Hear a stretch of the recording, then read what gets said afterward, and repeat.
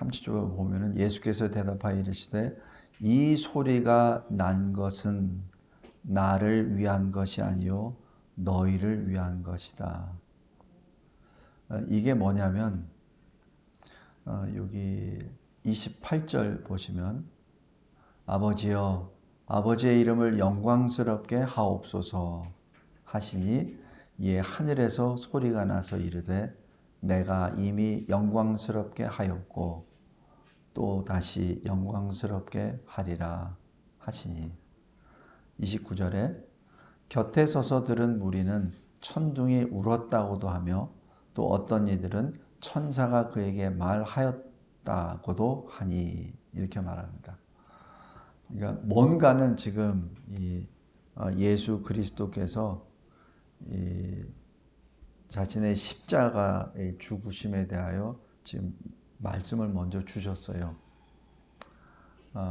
그러면서 하나님께 기도합니다. 28절에 아버지여 아버지의 이름을 영광스럽게 하옵소서.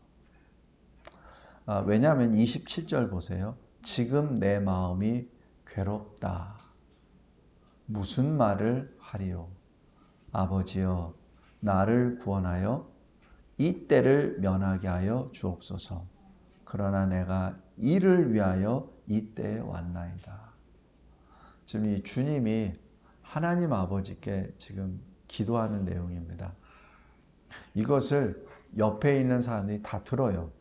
다 듣는데 평상시에는 예수님의 그 기도 소리만 들었는데 이번에는 그러지 않아요. 28절에 하늘에서 소리가 나서 이르되, 그러니까 예수님이 기도하실 때 하늘에서 지금 응답을 했다는 얘기예요.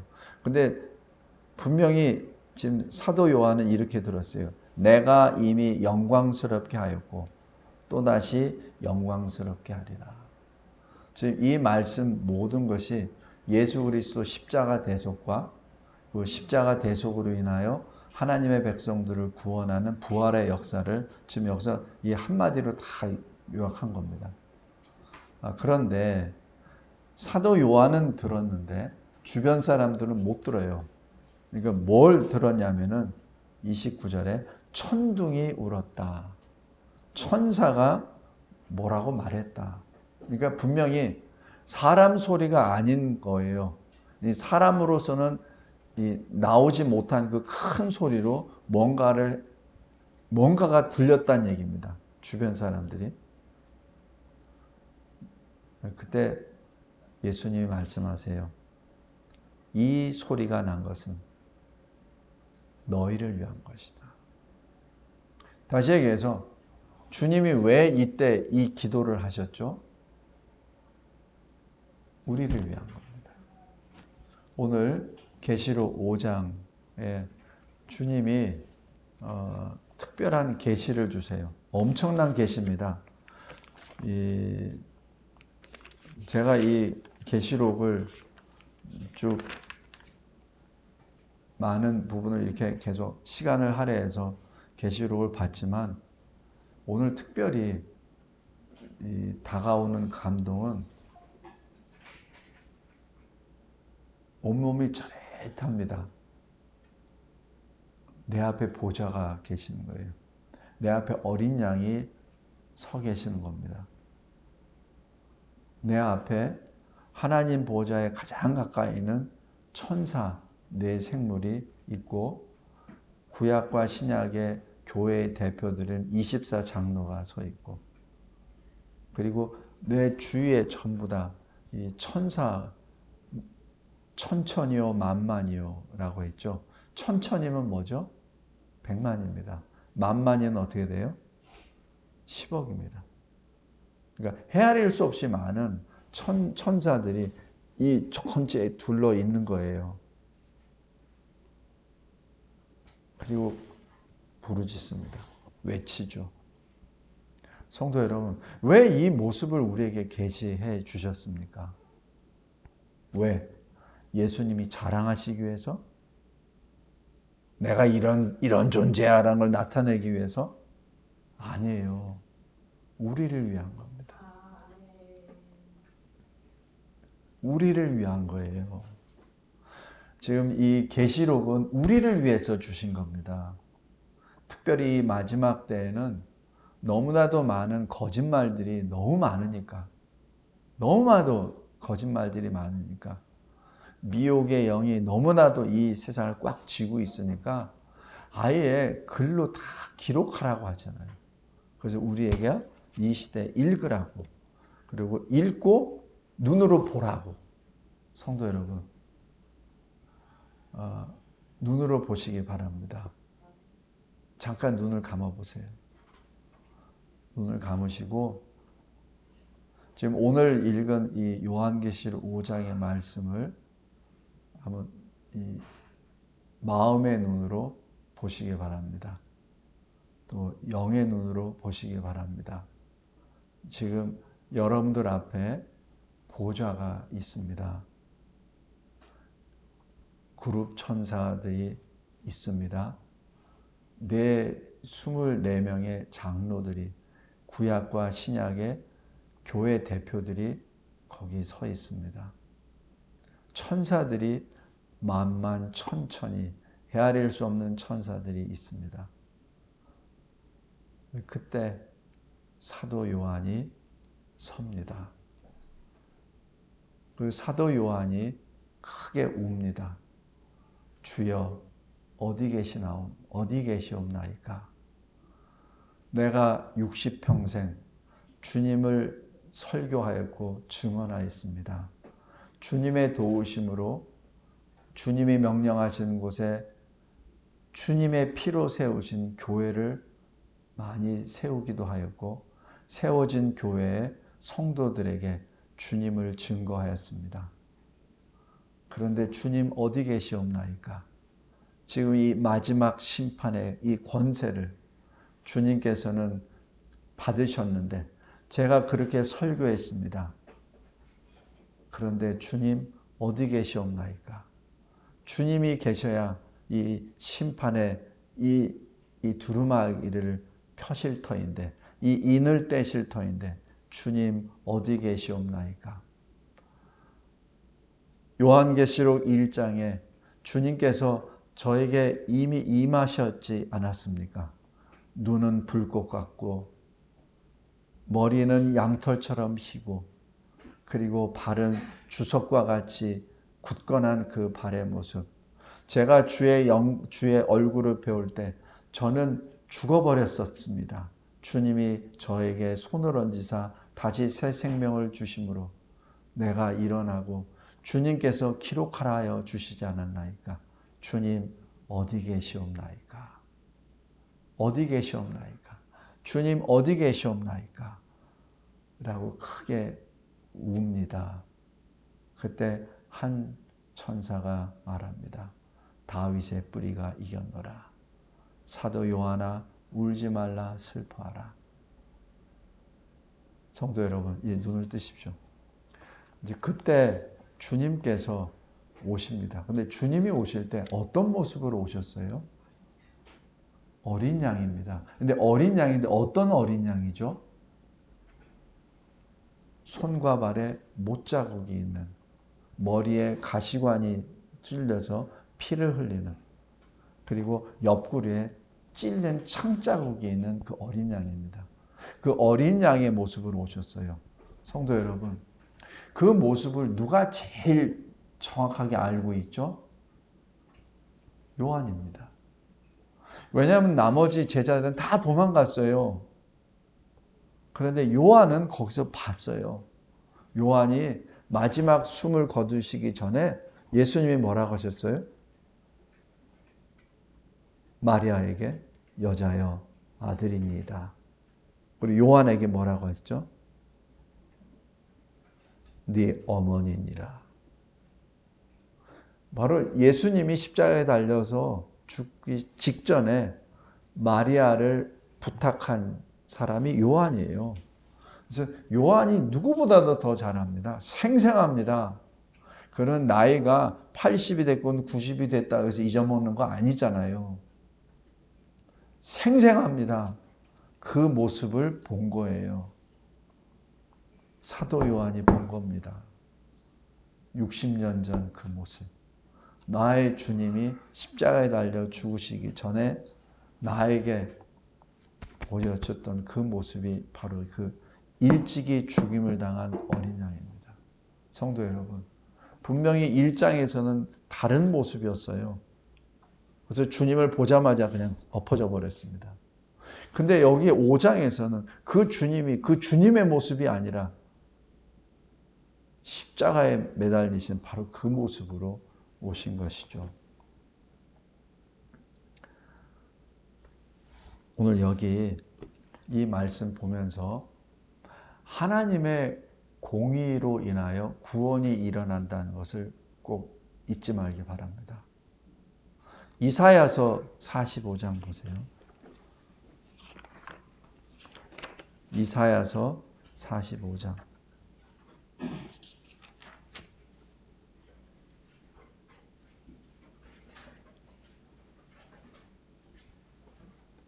구약성경 1023페이지입니다.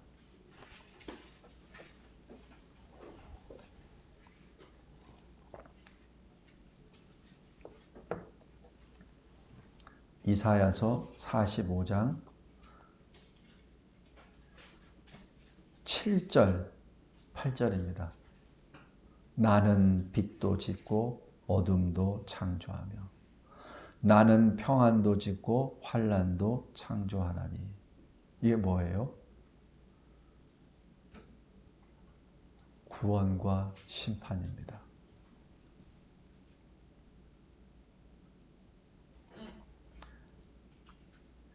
나는 여호와라 이 모든 일들을 행하는 자니라 하였노라. 그러면서 8절에 이렇게 말씀하십니다. 하늘이여 위로부터 공의를 뿌리며 구름이여 의를 부을지어다. 바로 이것이 어린 양 십자가 대속의 역사입니다. 그래서 하나님의 공의를 여기서 주님이 행하신 것이죠. 어떻게? 십자가에 달려 죽으심으로 공의를 행하신 겁니다. 그랬을 때 땅이여 열려서 구원을 싹트게 하고 그것을 근거로 하여 땅이 구원 싹트게 합니다. 또 공의도 함께 움돋게 할지어다. 나 여호와가 이 일을 창조하였느니라. 왜 이 심판 그 직전에 하나님 아버지께 나아가 그 두루마리, 인이 찍힌 그 두루마리를 취할 자가 왜 일찍이 죽임을 당한 어린 양의 주님이십니까? 공의의 심판을 받으신 어린 양만이 구원을 이루실 수 있습니다. 성도 여러분, 우리가 이 세상이 어떻게 변하고 어떻게 흘러간다 하더라도 하나님의 공의는 결코 사라지지 않습니다. 하나님의 공의는 하나님의 때, 하나님의 방법으로 임하십니다. 오늘 여기 계시록 5장에 그것이 분명합니다. 이게 보좌의 그 성부 하나님으로부터 두루마리 심판의 권세입니다. 이 심판의 권세를 받으실 때 어떤 모습이냐면 하나님의 공의를 충족시키신 십자가에서 죽으신 어린 양이 그것을 받습니다. 그냥 받는 게 아니에요. 우리 요한복음 5장 한번 보겠습니다.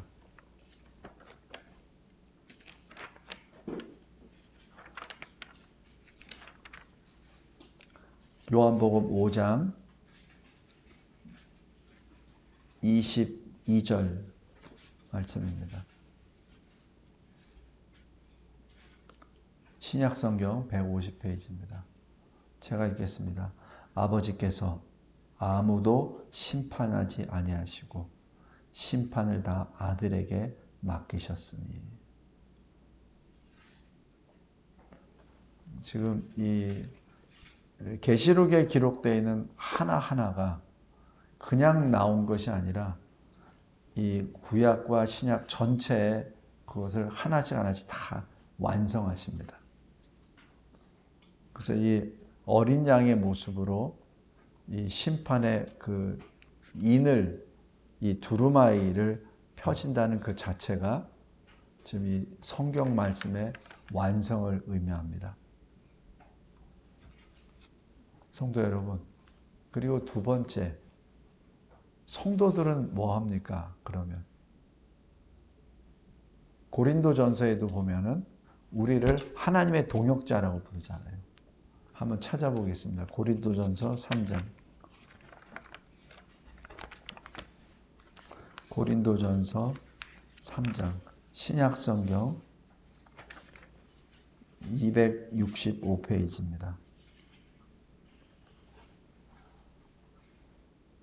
9절 말씀. 우리는 하나님의 동역자들이요. 너희는 하나님의 밭이요. 하나님의 집이니라. 우리가 어떤 그 특별한 권세를 받았다고 해서 자랑할 것이 아니라 하나님의 동역자라고 하는 것은 내가 마음대로 하면서 하나님의 일을 한다는 게 아니에요. 하나님의 뜻대로 행하는 것이 동역자지. 그죠? 하나님의 말씀대로 행하는 자가 동역자지. 하나님의 말씀대로 안 하는 것은 그건 동역자가 아니죠. 회방꾼이죠. 우리가 말씀을 볼 때 꼭 내가 어떤 받은 특별한 특권의식을 가지려고 해. 그거 아니에요. 그것이 아니라 그 해석을 잘해야 됩니다. 여기서 하나님의 동역자란 하나님의 말씀대로 행하는 자입니다. 하나님이 불러주시잖아요. 우리는 하나님의 동역자라. 여기서 우리는 누구예요? 사도 바울, 그리고 바울 일행들, 그리고 우리애가 뭐가 포함이 되죠? 고린도 교회 성도들.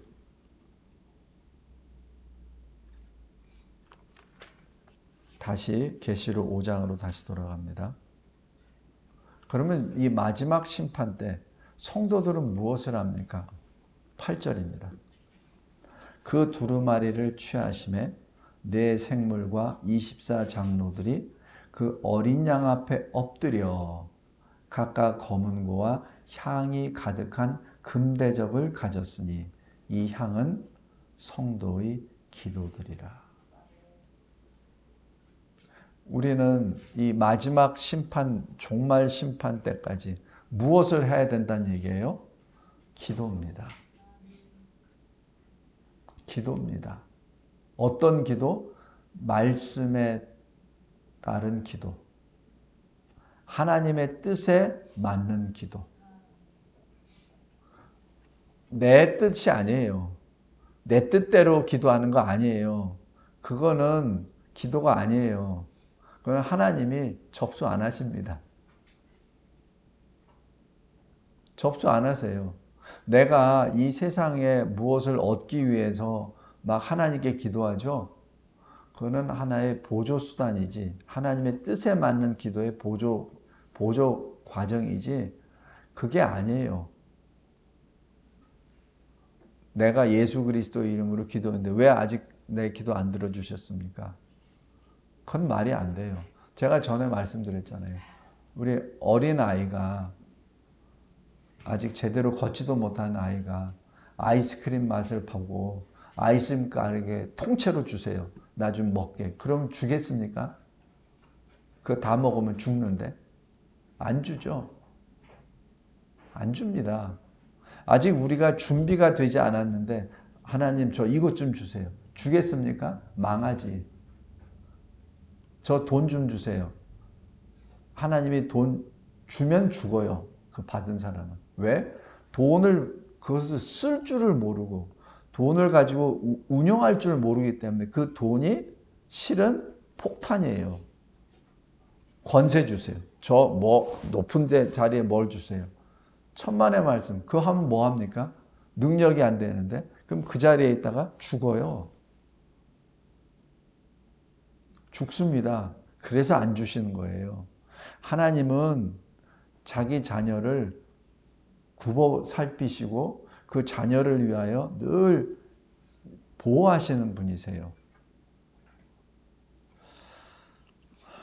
사도행전 13장 한번 보세요.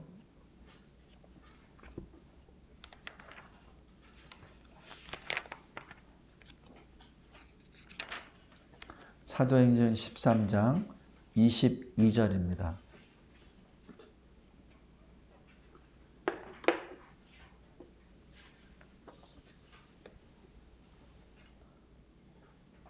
패하시고 다윗을 왕으로 세우시고 증언하여 이르시되 내가 이새의 아들 다윗을 만나니 내 마음에 맞는 사람이라 내 뜻을 다 이루리라 하시더니, 지금 다윗을 통하여 하나님의 뜻을 다 이루신다고 합니다. 왜? 다윗이 하나님의 마음과 연합되기 때문에.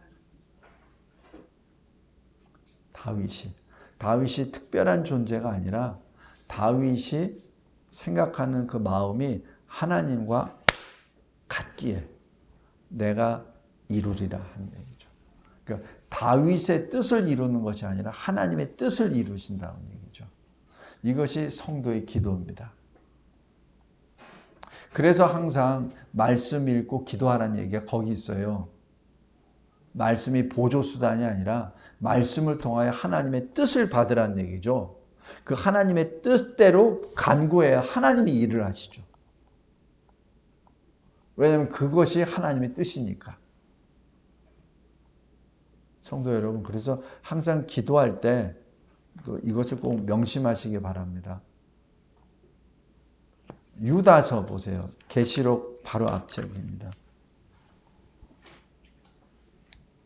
유다서 20절.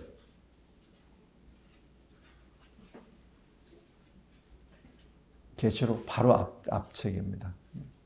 20절. 사랑하는 자들아, 너희는 너희의 지극히 거룩한 믿음 위에 자신을 세우며. 믿음이 뭐예요? 하나님의 은혜의 선물이잖아요. 예수 그리스도를 믿는 믿음이잖아요. 그 믿음을 뭐라고 하죠? 지극히 거룩한 믿음. 지극히 거룩한 믿음. 하나님이 주신 거기 때문에 지극히 거룩하다고 표현한 겁니다. 하나님이 주신 지극히 거룩한 은혜의 선물, 믿음 위에 너 자신을 세우고, 그리고 뭐로? 성령으로 기도하라. 우리가 늘 기도할 때 그냥 쉽게 기도하지 말기 바랍니다. 하나님 앞에, 하나님이 나에게 생명 주신 뜻이 무엇입니까? 나에게 이 직분을 주신, 이 시대를 통과하라고 나에게 주신 이 하나님의 뜻이 무엇입니까? 그 뜻을 받기 바랍니다. 하나님의 뜻을 받아서 하나님의 뜻대로 기도할 때 하나님이 기뻐하시고, 그것이 계시록 5장 8절에 금 대접에 들어가 있는 성도의 기도입니다. 이 성도의 기도를 통하여 심판이 진행됩니다. 그러니까 심판은 어린 양이 하세요. 그런데 그 심판을 할 때 옆에 그 증거 자료, 그리고 그 모든 실행을 하는데 증인된 자료가 바로 성도의 기도입니다. 그래서 하나님이 고린도전서 3장을 통해서 우리는 하나님의 동역자라 이렇게 기록합니다. 말씀을 맺겠습니다.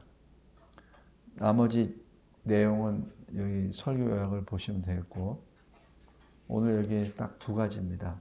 누가 심판하시죠? 하나님의 공의를 십자가에 달려 죽으심으로 충족시키신 어린 양이 그 권세를 받습니다. 누가 옆에서 동역자로 서죠? 바로 저와 여러분의 기도입니다. 그래서 우리는 여기 10절에 보세요. 그들로 우리 하나님 앞에서 나라와 제사장들을 삼으셨으니 그들이 땅에서 왕노릇 하리로다. 그래서 우리가 왕노릇 한다는 얘기예요. 왕은 아니죠. 왕은 주님이시죠. 근데 우리가 주님의 권세를 입고 왕노릇 한다는 얘기입니다. 왜냐하면 우리의 뜻이 왕의 뜻이니까.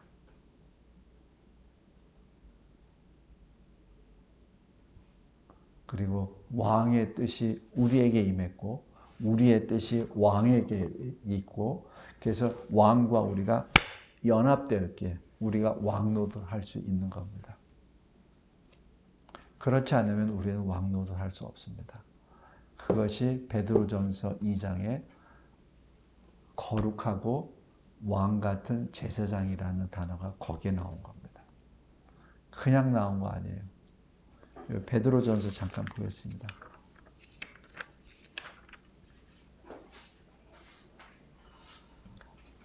신약성경 378페이지. 베드로전서 2장 9절. 그러나 너희는 택하신 족속이요 왕 같은 제사장들이요 거룩한 나라요 그의 소유가 된 백성이니 이는 너희를 어두운 데서 불러내어 그의 기이한 빛에 들어가게 하신 이 주 예수 그리스도의 아름다운 덕을 선포하게 하려 하심이라. 이 선포가 왕노릇하는 겁니다. 이 선포가 찬양입니다. 그 찬양이 왕노릇하는 겁니다. 기도하겠습니다. 하나님 감사하고 감사합니다. 계시록 5장에 기록되어 있는 마지막 심판의 그 권세를 받으신 일찍이 죽임을 당하셨던 그 주 예수 그리스도 어린 양이 우리들의 기도를 받으시고 마지막 심판을 행하시기 전 찬양과 경배와 영광과 존귀와 그리고 모든 것을 받으시는 그 앞에 우리가 서게 하여 주심에 감사하고 이 모든 것을 우리가 보고 듣고 만지게 하여 주심에 감사합니다. 주님 감사합니다. 예수 그리스도의 이름으로 기도드리옵나이다. 아멘.